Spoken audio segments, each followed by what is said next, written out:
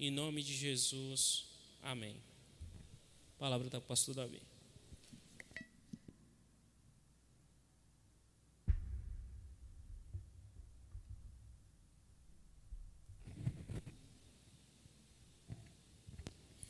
Irmãos, boa noite, graça e paz, da parte de Jesus, o nosso Salvador, a todos que estão aqui, os nossos convidados, a você que está acompanhando e celebrando esse culto conosco também nas redes sociais. Deus abençoe a sua vida, que bom, espero que o culto que vocês também estão oferecendo na sua casa aí, juntamente conosco, seja um culto aceitável a Deus, em nome de Jesus.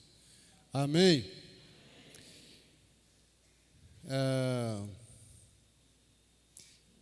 O versículo que o presbítero Paulo leu, capítulo 27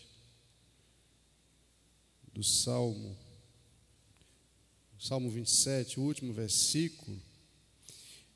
Eu penso que culto a gente tem que estar ligado o tempo todo, porque em algum momento Deus vai nos dar uns toques, em algum momento da celebração. Eu louvo a Deus porque Ele conduziu, está conduzindo esse culto, o Espírito Santo até aqui. E esse versículo aqui, o 14, espera pelo Senhor, tem bom ânimo, fortifique-se o teu coração, espera, pois, pelo Senhor, eu recebi para o meu coração. Não sei se o que você já recebeu até agora, o que você já segurou e abraçou para ser uma palavra encorajadora. Claro que ainda falta a mensagem, mas se o culto tivesse terminado agora, para mim, já teria valido a pena. Até porque agora quem vai pregar sou eu, né? Não vão ser vocês, né? Então, mas louvado seja Deus. Espera no Senhor. Tem bom ânimo. Fortifique o teu coração e continua esperando no Senhor. Amém. Quem está aqui quem dos presentes foram convidados está aqui conosco nessa noite, eu não queria causar nenhum constrangimento, mas gostaria que você ficasse em pé, porque nós vamos te dar um presente nessa noite. Nós vamos orar por você. Quem está em pé aqui, ou quem está em pé não, quem é convidado, alguém que trouxe joia, quem trouxe, pode ficar em pé, mas quem trouxe fica em pé com o seu convidado, é isso aí, boa, isso, vamos lá, não tenha receio não, tá? Tenha receio não, nós somos na joia, agora nós vamos orar por você, nós vamos orar, o que a gente pode fazer é isso, a gente não tem ouro, não tem prata, não tem doce, não tem presente, mas esse é o melhor presente que a gente gostaria de deixar para você nessa noite. Vamos orar então? Vamos orar então? Irmãos, deixa eu dizer uma coisa para vocês. A principal barreira já foi derrubada. As pessoas virem ao templo. Agora elas precisam levar alguma coisa no coração. Não é isso, Jorge? Então vamos orar? Agora, não faz aquela oração, como dizia Dona Delci, minha mãe, minchuruca. Faz aquela oração forte, poderosa, para Deus tocar no coração. Vamos ficar em pé todos juntos aí, irmãos. E você que trouxe o convidado, abraça, mas abraça aí e começa a orar por ele. Fala assim, Senhor, nessa noite, não deixe fulano. Se você não sabe o nome ainda, pergunta o nome aí. E fala assim, Senhor, por favor,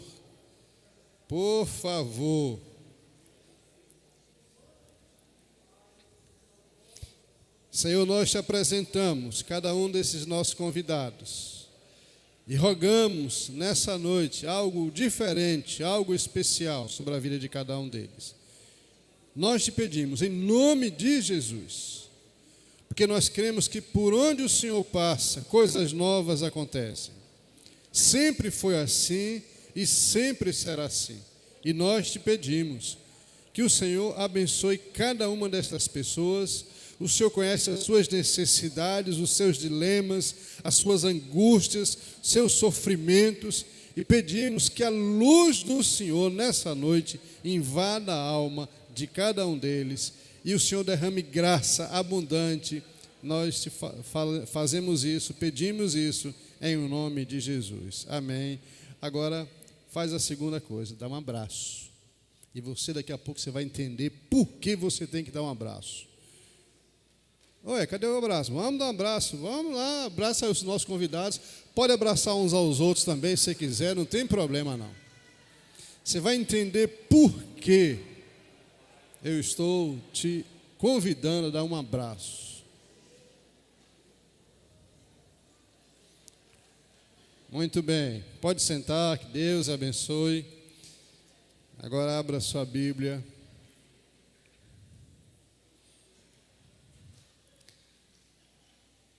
Ó, gente, esse negócio de abraço é culto infantil. Podem ir as criancinhas para o culto infantil. Senão o pastor prega para vocês também. As criancinhas podem sair para o culto infantil. Gente, esse negócio de abraço é coisa boa. Ah, pastor, eu não gosto desse negócio de abraço no culto. Você está perdendo. Está perdendo. Você vai entender por quê. Abra sua Bíblia no Evangelho de Lucas, pode continuar sentado mesmo, não se preocupe. Evangelho de Lucas, capítulo 15. Evangelho de Lucas, capítulo 15. Nós vamos ler a partir do verso 11 até o verso 32, assentados, mas com toda a reverência que a palavra de Deus merece. Lucas capítulo 15, versos 11 até o 32. Deixa eu quebrar o protocolo novamente aqui. Antes de eu ler o texto, eu quero apresentar, ela já veio aqui outras vezes, mas eu acho que aqui na igreja nunca fiz isso não. Eu quero apresentar para vocês, para a igreja, uma senhora que foi minha professora. Eu não estou dizendo que ela é velha não, gente, pelo amor do Senhor Jesus. Uma senhora que foi minha professora quando eu era pequenininho, do tamanho de botão. Irmã Linete. Fica em pé, irmã Linete. Irmã Linete é a sogra de Adriel, é internacional. A avó sogra, é verdade. A sogra foi logo, a sogra está no lado. Irmã Linete, ela foi minha professora na escola dominical e durante a minha vida. Deus abençoe. Obrigado por todo o investimento espiritual que a senhora fez na minha vida. Obrigado. Pode sentar. Pronto. Evangelho de Lucas, capítulo 15, versos 11 até o verso 32. Essa família tem no coração. Diz assim o texto bíblico, a partir do verso 11. Certo homem tinha 2 filhos. O mais moço deles disse ao pai: Pai, me dá a minha parte dos bens que me cabe. Então o pai lhes repartiu os bens. Tinha 2 filhos. O pai então repartiu os bens. Passado não muitos dias, o filho mais moço, ajuntando tudo o que era seu, partiu para uma terra distante.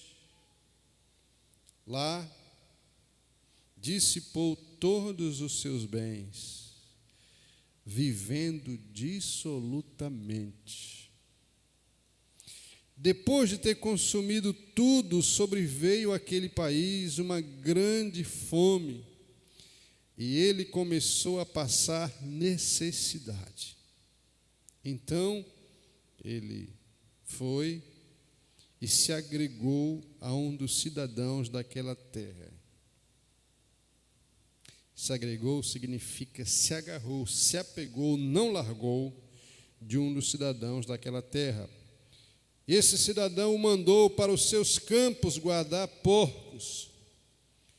Lá naquele lugar, aquele homem, aquele jovem desejava se fartar das alfarrobas que os porcos comiam, mas ninguém lhe dava nada.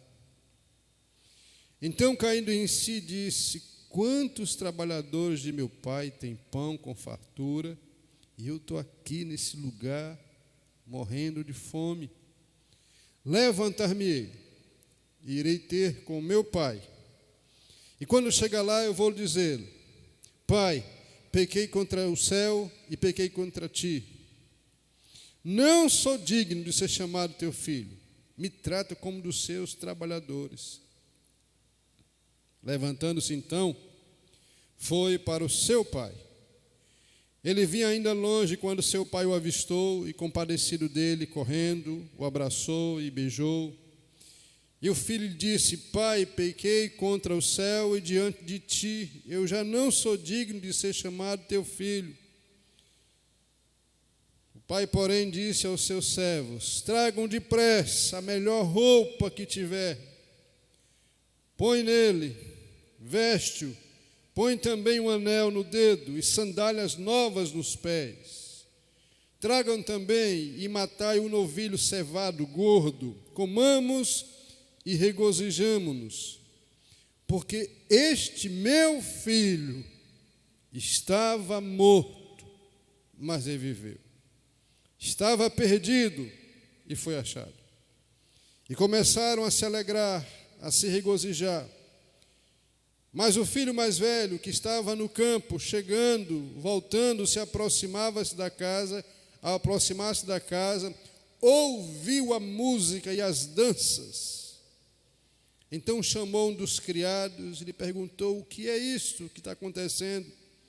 O criado então informou: é o teu irmão que chegou, e teu pai mandou matar o novilho cevado, porque o recuperou com saúde. O homem ficou indignado, não queria entrar.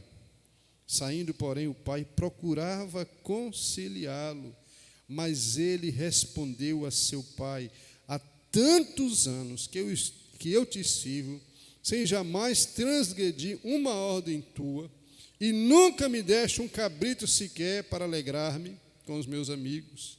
Agora, vem esse teu filho, que desperdiçou os seus bens com as meretrizes, e para ele o Senhor manda matar um novilho cevado. Então o pai respondeu: meu filho, tu sempre estás comigo, tudo que é meu é teu. Entretanto, era preciso que nos regozijássemos, e nos alegrássemos, porque esse teu irmão estava morto e reviveu, estava perdido e foi achado. Amém. Deus, por favor, em nome de Jesus, traz luz à nossa mente, nos prende a atenção à tua palavra, que a gente possa aproveitar o máximo dela, em nome de Jesus. Amém. A primeira pergunta do breve catecismo, e para quem não sabe, a igreja cristã tem um catecismo. A primeira pergunta é: para que fim vos criou Deus?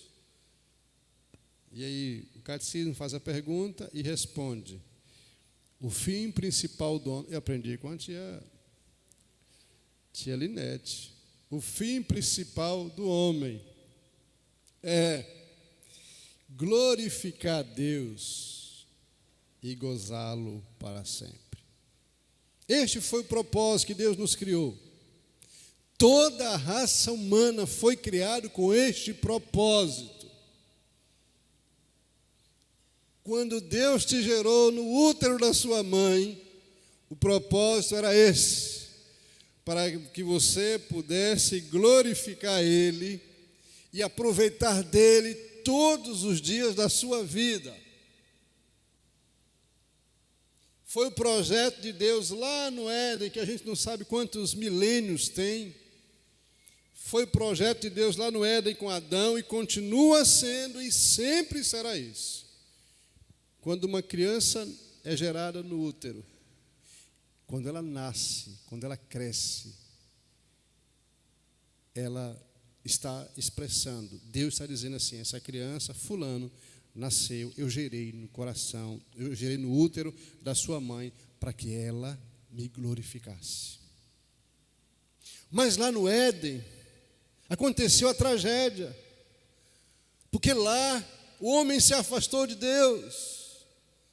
Lá no Éden, há milênios atrás, o homem achou que podia ser independente e, movido por várias questões, e não vamos aqui entrar nos detalhes desse texto lá de Gênesis, porque eu quero que vocês fiquem atentos a esse aqui. Ele se afastou, o pecado entrou no mundo, e daí para cá, irmãos, foi tragédia atrás de tragédia.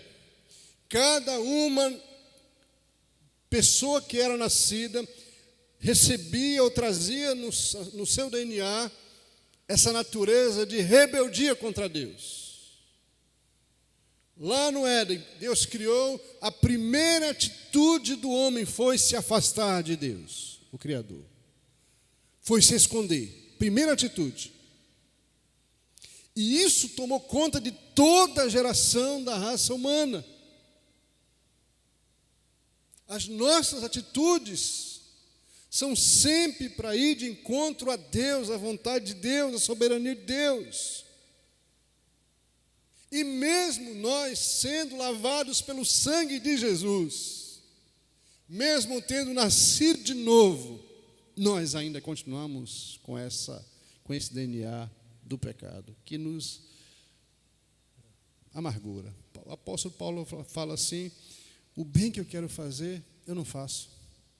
Mas o mal, esse eu estou fazendo. Eu não quero fazer o mal, mas isso eu faço. É a nossa natureza adâmica.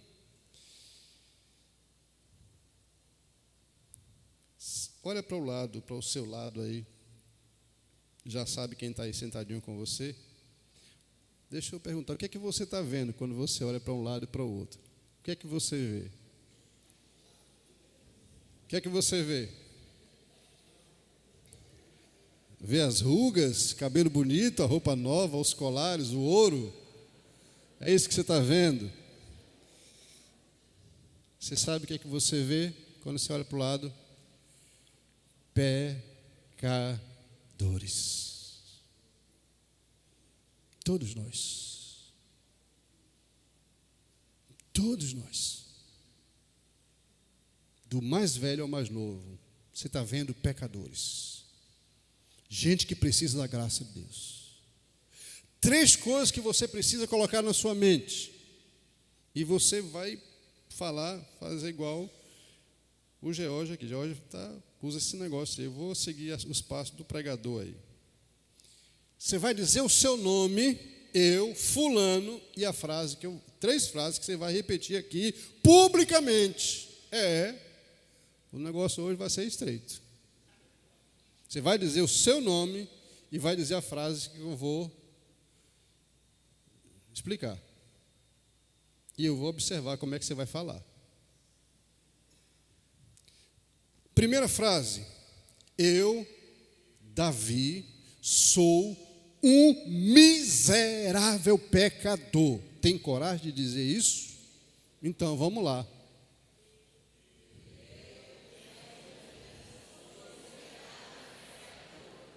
Eita, eu acho que saiu assim meio fraco. A gente parece ter medo de dizer isso. Às vezes, quando é miserável, a gente acha que é um palavrão. Gente, miserável é uma palavra como outra qualquer. É alguém carente. Forte, mas diga bem forte: eu, fulano, sou um miserável pecador. Pronto, tem uma segunda. O mesmo esquema. Eu vou dizer a frase, depois você vai repetir. Eu, fulano, eu, Davi, não sou melhor do que ninguém.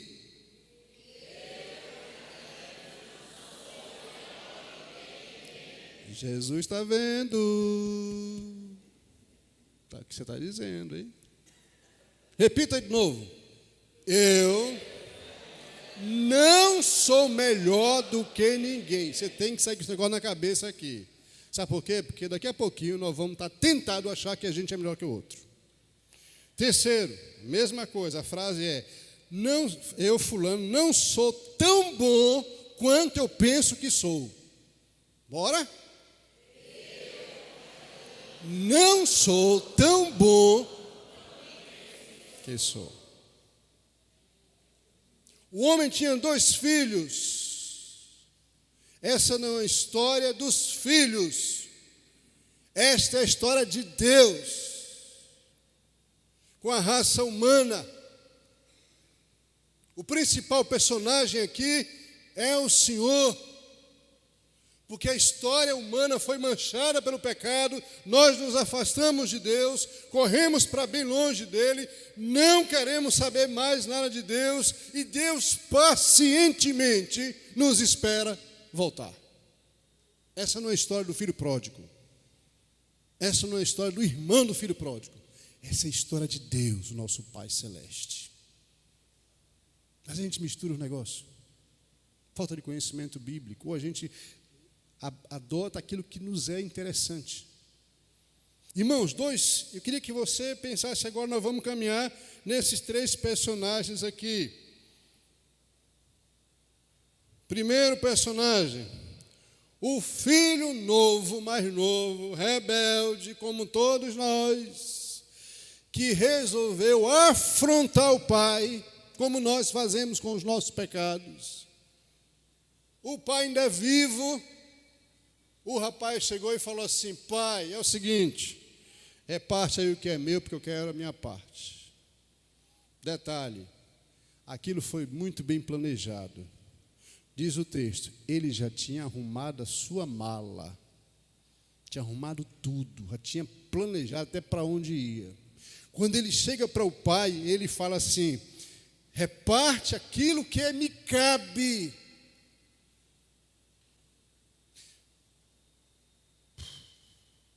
Como é que foi o coração desse pai, irmãos? Como é que foi o coração dessa mãe? Eu quero a minha parte. Vende tudo ou dá um jeito aí. Eu quero a minha parte. Eu não quero mais ficar dentro dessa casa. Você conhece alguma história assim?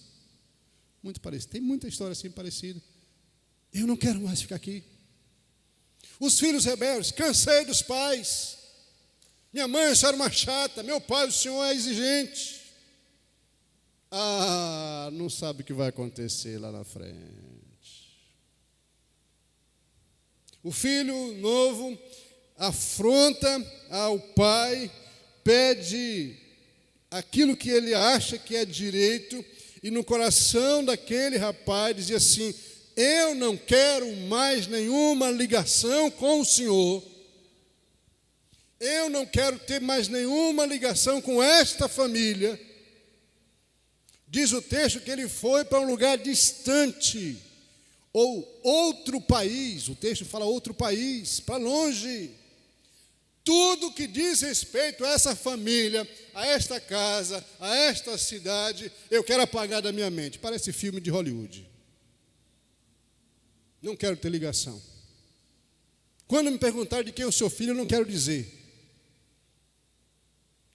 Quando me perguntar de que cidade eu sou, não quero dizer.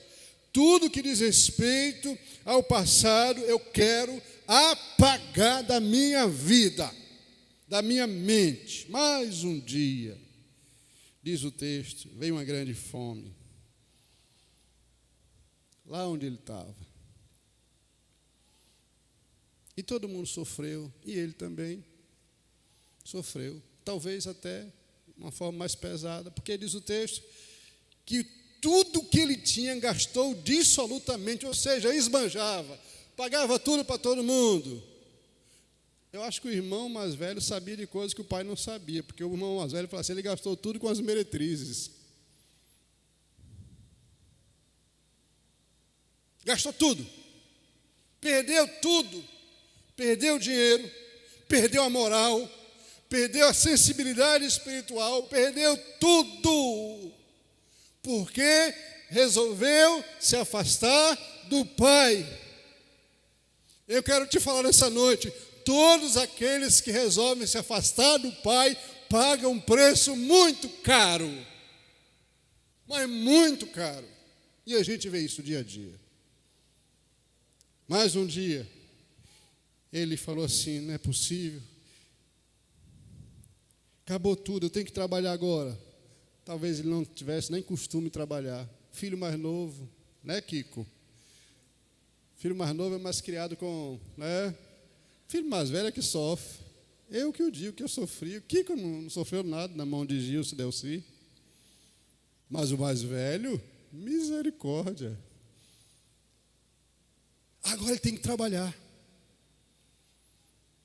Mas a fome gera uma série de situações, falta de dinheiro, falta de recurso, e ele agora estava em apertos, com fome, passando necessidade, sem roupa. Os amigos deixaram ele na mão, todo mundo fugiu. Isso a gente já sabe de cor. Os amigos, pseudos amigos, só aparecem quando você está por cima da carne seca.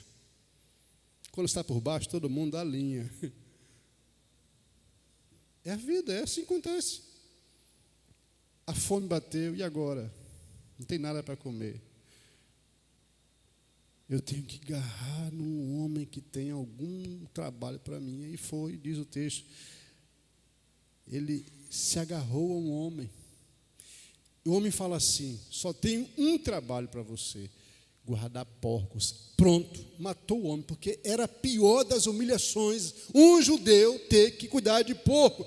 Levítico, Deuteronômio, a lei mosaica fala que porco é imundo. Eles não podiam comer, não podiam andar, não podiam se assentar, não podiam nem chegar perto de uma criação de porcos. E agora esse homem tem que ir para o meio dos porcos,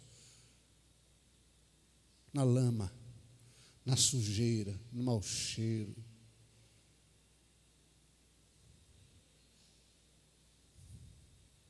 Alguém que tinha tudo na casa do pai, agora se encontra na lama. Deixa eu dizer para você que está aqui, você não foi feito por Deus. Lembra da pergunta do catecismo?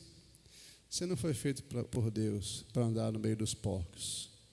Você foi feito por Deus para estar na presença e ao lado do Pai Celeste. No meio dos porcos não é o seu lugar. Ele resolve voltar. Essa história tem detalhes, irmãos, eu acho fascinante, porque muitas pessoas, eu conheço muita gente que fala assim: um dia eu vou voltar para a igreja, um dia eu vou voltar para o Senhor, mas só fica nisso. Esse camarada aqui, ele falou assim: eu vou voltar, e tomou a iniciativa e levantou, diz o texto, não sei se foi no mesmo dia, no outro dia, ou quantos dias passaram, ele se levantou e começou a pôr o pé na estrada. Eu vou voltar, determinação, aqui não é o meu lugar.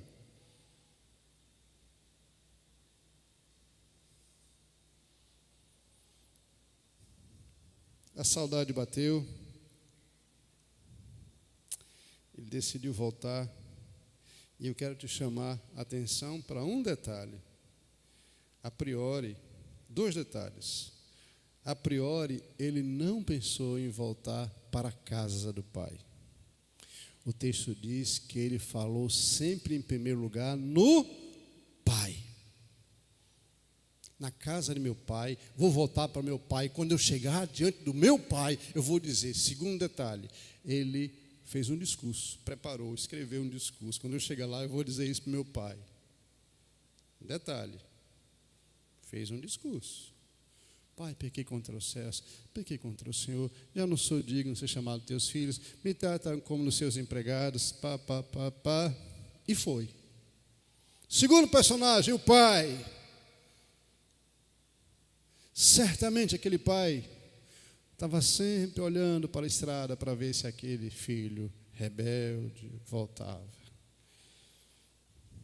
Certo dia o pai olha para a estrada e lá vem aquele estranho de longe. O texto diz que era de longe, vinha longe. O pai olhou e se alegrou o coração do velho, quase vai. Ele gritou: é meu filho, está voltando aquele meu filho. Presta atenção, irmãos, este homem estava irreconhecível, possivelmente magérrimo, maltrapilho. O texto fala que ele precisou de roupa nova, barbudo, fedendo a porco, descalço, um maltrapilho. Mesmo assim, o pai reconheceu de longe. Deus te conhece de longe. E Deus se alegra porque você está voltando para a casa dele, para ele. E Deus quer que você volte para ele. E aí o pai vai esperando, quando o filho chega próximo. Outro detalhe aqui do pai: um idoso correr, irmãos, é uma coisa difícil. Primeiro que na cultura aqui era desonroso, mas o pai quebra todos os paradigmas aí de culturais, sociais, e começa a correr. Sabe para quê? Para receber o seu filho que estava voltando. Ele disse: aquele estranho é meu filho. E agora? Aí nós temos esse encontro do pai com o filho rebelde, o pai amoroso, que vivia na expectativa do filho voltar, o filho que não queria saber mais daquela casa, que não queria saber mais do pai. Aí tem esse encontro agora aqui. O rapaz com um discurso na ponta da língua. Quando ele se aproxima, sabe o que o pai faz? Beija e abraça. O camarada não teve tempo, olha aí, se você olhar, ele não teve tempo nem de falar o discurso dele todo. Que ele começou a falar, o pai abraçou, beijou. Os originais aqui diz que foi um abraço, um beijo demorado, carinhoso. Presta atenção, querido. Você que está aqui, você que está me ouvindo, está aí na moda aí dos desigrejados, volta para a casa do Pai em nome de Jesus. Seu lugar é junto do Pai, não junto com os porcos. O pai não perguntou nada. Nada. Só abraços e beijos. Não perguntou nada, não lançou no rosto nada, não criticou, não procurou justificativa, simplesmente abraçou e beijou. Porque o abraço e o beijo são terapêuticos. Me faz lembrar, no tempo da pandemia,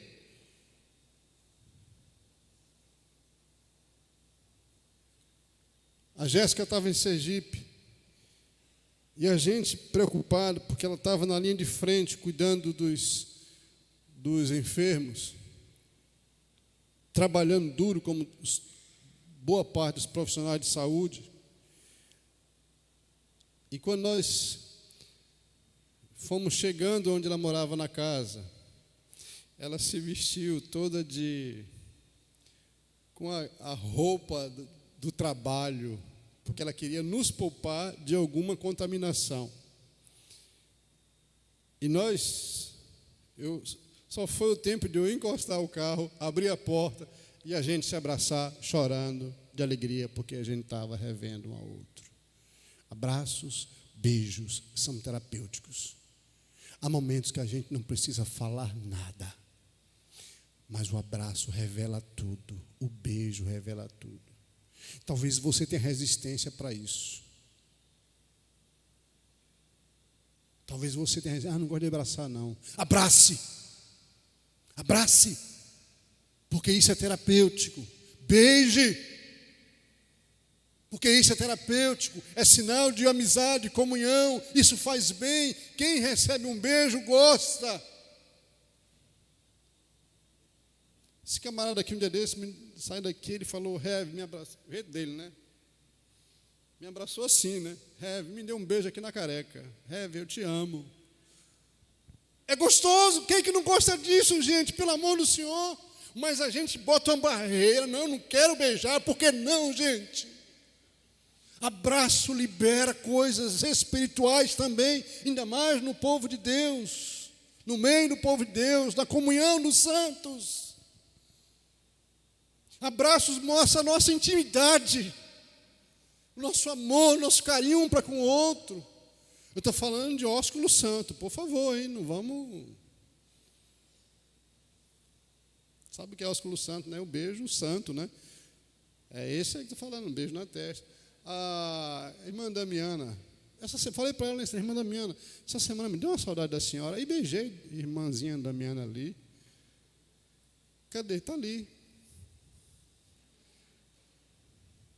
Ainda mais que eu sei. A irmã Damiana fala assim: pastor, deixa eu te contar uma coisa. Eu oro pelo senhor 3 vezes por dia. Aí que eu vou beijar mesmo, gente. 3 vezes por dia ela ora. Não é isso, irmã Damiana? A palavra é dela. Oro pelo senhor 3 vezes por dia. Ô, irmãos, eu falei assim, eu tenho que orar por ela também 3 vezes por dia. Para a gente. Se eu sei que alguém ora por mim, por que não abraçar? Por que não beijar? Isso faz bem, fortalece os nossos laços. O pai não precisou falar nada, abraçou, beijou. Os laços foram restaurados, sem conversa, só com abraço. E daí em diante foi o pai que tomou a iniciativa. Espera aí, vem cá, arruma a melhor roupa para ele, põe um anel no dedo, vamos fazer uma festa. Sabe o que é isso aqui? Convidou os músicos profissionais para fazer uma festa. Não foi eles que fizeram, foi eles que tinha dinheiro.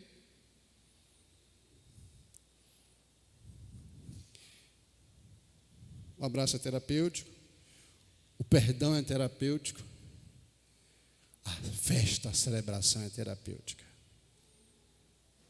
Festa. Festa. Celebração, alegria, regozijo. O pai disse, não, não pode ser esse negócio passar em branco, não. Vamos botar novilho. Ei, Jabezão. O novilho cevado, gordo, aquela picanha que ele gosta aí, estava no ponto. Vamos fazer uma festa, vamos celebrar, porque o meu filho que estava morto voltou a viver. Estava perdido e foi encontrado. Festa, vamos fazer festa. A Bíblia se completa, irmãos. O que a Bíblia fala sobre festa e retorno? Há uma celebração espiritual por um pecador. Essa é a história de Deus. Mas tem um outro personagem. O filho mais velho. Agora eu queria trocar de lugar com o Kiko. Eu não queria ser mais o mais velho, eu queria ser o mais novo agora. O cara volta do trabalho, da lida na fazenda, vê aquele movimento de festa. Chama um dos empregados e fala assim, o que está acontecendo aí? Seu irmão voltou e o seu pai fez uma festa. Meus irmãos, o cara ficou uma jararaca. Olha o que diz o texto aqui. Versículo 28. Se indignou. O camarada ficou possesso de ira. Ficou azedo. Perdeu toda a linha. Ficou revoltado. E começou a destilar, sabe, todo o seu azedume, toda a sua mágoa, todo o seu rancor. Não considerou o pai, não considerou o irmão. Quando a conversa se desenrola aqui, ele não fala do meu irmão, fala assim, esse teu filho. Como se isso não bastasse, nem respeitou o coração do pai que tinha perdido um filho antes. O filho que tinha saído e estava voltando, o coração do pai ainda estava em mágoas. E ele começa a atacar o pai. Sabe o que significa isso? Aquelas pessoas que não se alegram com a sua alegria e com a sua vitória. E com o seu retorno. Não se alegram. Diz o texto que ele começou a condenar a recepção que o pai fez para o seu irmão. Condenou o retorno do irmão. Condenou as atitudes do pai. Não entrou em casa. E aqui presta atenção. Momento de culto é você estar dentro, não de fora. Se você ficar fora no culto, você vai estar igual ao filho mais velho. Lugar de família do Pai reunida é dentro da casa, não é fora. O que aconteceu fora? Tititi. Revolta. Perdeu a bênção, não se alegrou. Diz o texto que o pai tentou, irmão, coração de pai, coração de mãe, meu filho, para com isso, tentando fazer o cara entrar, e ele não entrou. Insistiu, ele não entrou, ele estava revoltado. Eu estou com o senhor há muito tempo e o senhor nunca me deu nada. Mentira, porque ele tinha 2/3 da herança, era dele, irmão, isso era a lei de Moisés. Ele tinha tudo. E tinha o melhor, tinha o pai, tinha a presença do pai, mas ele não considerou, ele estava cego por sua raiva, cego pela celebração, cheio de inveja, orgulhoso, prepotente. Ele se achava melhor do que o seu irmão, ele se achava sem defeito. Deixa eu abrir aqui um parêntese. Há muita gente na família da fé com esse mesmo costume. Não se alegra. A gente que está na lida pastoral há muitos anos, a gente sabe disso. Tem gente que não se alegra. Fica pelos corredores. Fica nos bastidores, falando. Você viu? Fulano pintou e bordou, agora o pastor recebe. Olha, presta atenção aqui, presta atenção aqui, irmãos. Isso é prática, isso é vida prática. Fala da igreja, fala do irmão, fala da festa, fala do pastor. Ninguém escapa. Ninguém escapou na condenação desse homem aqui. Todo mundo entrou no balaio. O cara estava possesso. Estar dentro da casa não significa que tem um coração 100% ligado ao Pai. Esse homem mostra que o coração dele não era totalmente do Pai.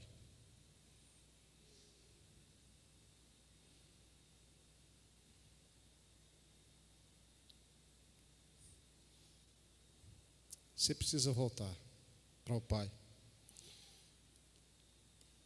Precisa pedir perdão ao Pai.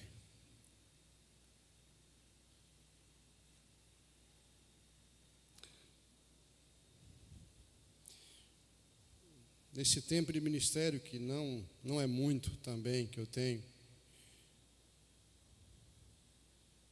alguns momentos são mais críticos do que outros.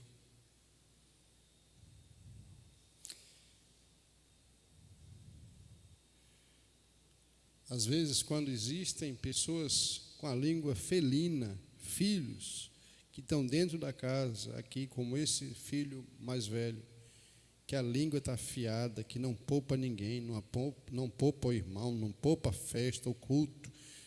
Sabe, irmãos, tem gente que é azedo demais, critica tudo. Critica tudo. E nós temos um agravante nesse tempo, que são as redes sociais. Como se não bastasse, os bastidores, eu vi isso. E isso machuca. Eu penso que o coração daquele pai ficou machucado pela atitude daquele filho mais velho. Com tanta rebeldia, com tanta indiferença, por não se alegrar com alguém que estava voltando, um irmão estava voltando. Mas é muito comum a gente ver pessoas achando que são boas, mas não são. Volta e meia, a gente vê alguma coisa nas redes sociais. Fulano, o pastor fez isso. A igreja fez isso, fulano, apontando, fulano.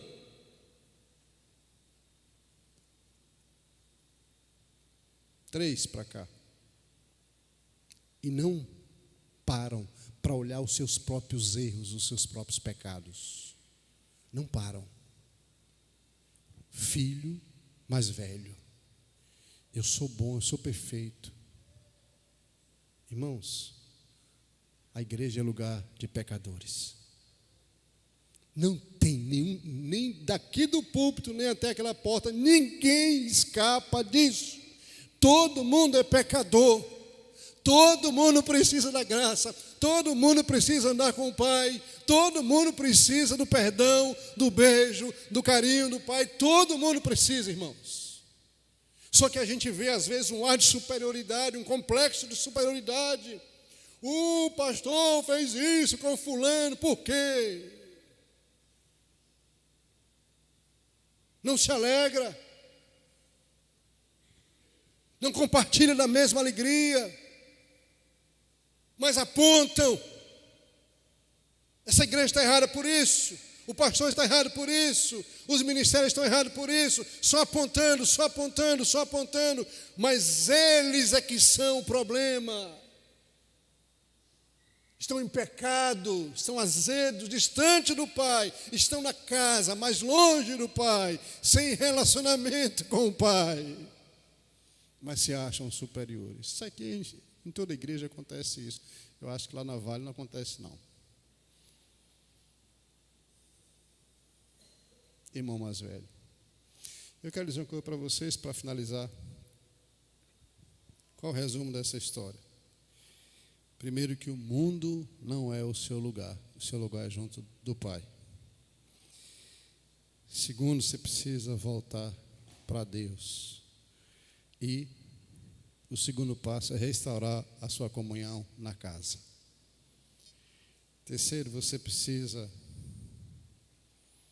pedir perdão a Deus, ao Pai. Você não precisa pedir perdão para mim, para os irmãos, para a instituição, a igreja. O homem chegou lá e disse: Pai, eu pequei. Eu pequei. Sabe outro problema? É o problema do Éden. Eu lembro que um dia desse eu conversava com uma pessoa e eu falei sobre isso. Nem todo mundo tem coragem de assumir os seus próprios erros, seus próprios pecados. Isso é histórico, porque lá do Éden, quando Adão fugiu da presença de Deus, quebrou a comunhão, Deus chama Adão e fala assim: foi o que você fez? Ele fala assim: não, a culpa não é minha não. Ó, a culpa é dela, a mulher que o Senhor me deu. Mas Deus foi perguntar a quem? A Adão. Primeiramente. Depois pergunta a Eva: Eva, por que você fez? Por que você deu voz ao capeta? Fui eu não. Foi a serpente.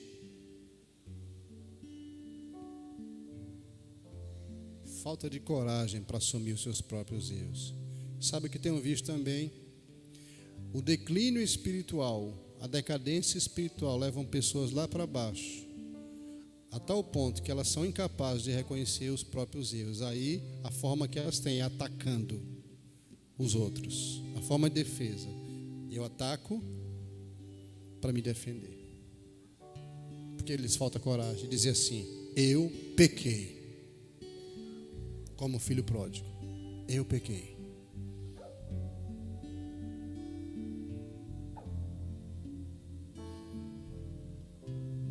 Essa é a história do Pai, porque toda a raça humana saiu da presença dele. Todos pecaram, fizeram a opção de virar as costas para Deus, não querer mais nada com o Senhor, sair da casa, não querer mais nenhuma ligação. Às vezes eu mando, e eu não perdi, irmãos.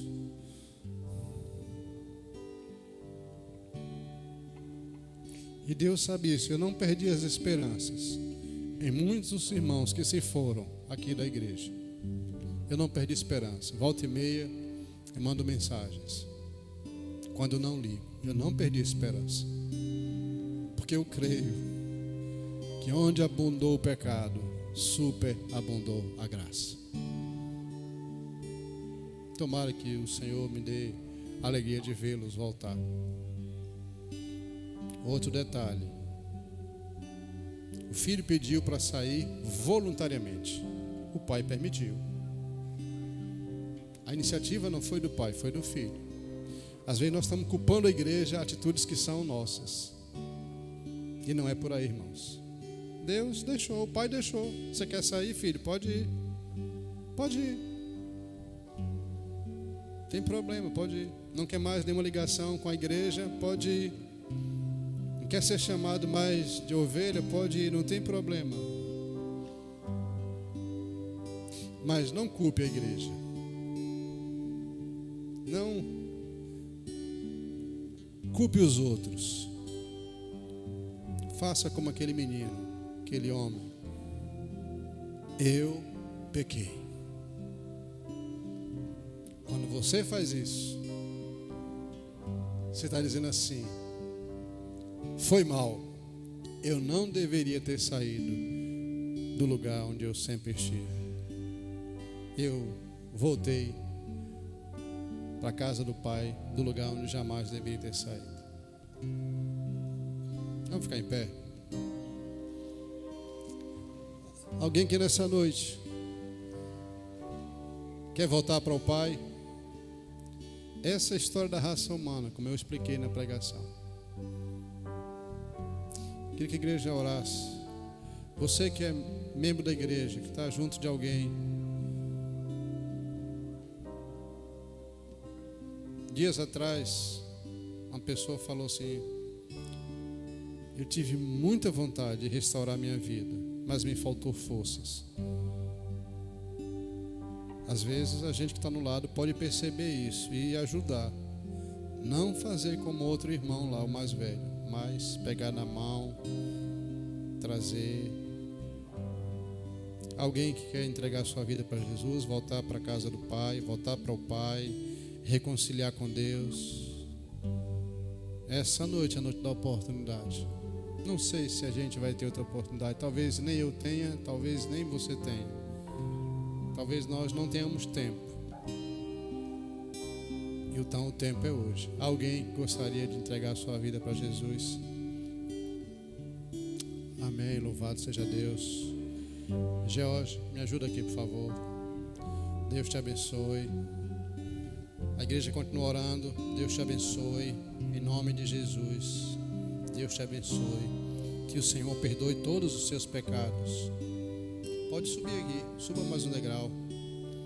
A igreja continua orando, irmãos. Repita comigo essa oração. Senhor Jesus, perdoe todos os meus pecados. Em nome do Senhor. Amém. Você recebe Jesus no seu coração? Recebe? Amém, amém. Como é o seu nome? Daniel. Nome bíblico. Nome de um guerreiro de Deus. Vamos orar, irmãos. Mais alguém quer voltar à casa do Pai? Está longe, está afastado. A gente quer fazer uma festa. Amém. Joia, traga para cá. Igreja, irmãos, vamos orar. Vamos orar. É batalha espiritual. Nós já vimos essa aqui hoje. Batalha espiritual. Deus abençoe. Deus abençoe. Deus te abençoe, filho. Deus te abençoe. Feche os olhos. Deus, nós te louvamos, porque aqui está se cumprindo o resultado da mensagem que o teu filho pregou nessa hora. Pessoas voltando para o Pai. O Senhor desfazendo correntes, grilhões, cadeias, cadeado, desfazendo todo o mal. Nós te louvamos porque essas tuas vidas, que sinaliza que querem o Senhor, está provocando festa no céu. E nós da igreja presbiteriana nos alegramos com essa decisão e queremos profetizar, Pai, rompe os grilhões, faz do passado deles passado, dá para eles um novo presente, uma nova vida, e nós abençoamos eles no poder do nome de Jesus, no poder do nome de Jesus, no poder do nome de Jesus. Deus abençoe, pode sentar, pode conduzir. Vamos ficar em pé um pouquinho, não existe nada melhor, isso aí não estava na relação, mas vamos cantar Não existe nada melhor do que ser amigo de Deus. Vamos cantar nesse espírito de alegria, de celebração. Não existe nada melhor do que ser amigo de Deus, caminhar seguro na luz, desfrutar do seu amor, ter a paz no coração, viver sempre em comunhão e assim perceber a grandeza do poder de Jesus, meu bom pastor.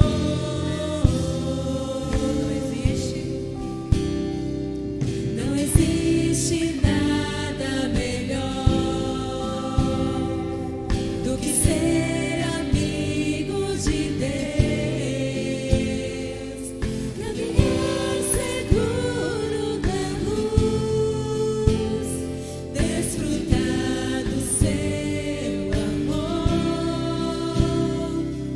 ter a paz no coração,